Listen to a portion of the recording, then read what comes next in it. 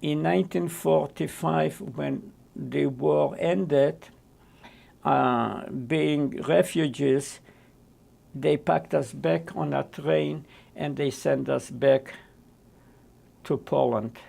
And we came to the capital city of Warsaw. Now comes the important part.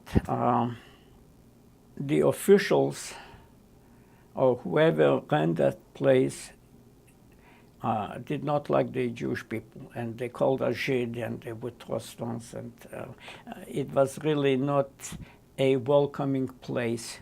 So as a result of that, the Jewish underground, what I would call shalichim, messengers, came, and they would say in Yiddish, "Du bist a Yid, a Yiddish kind," and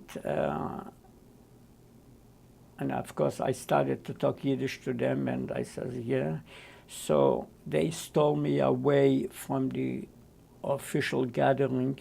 That was my first time that I was under Jewish jurisdiction, and I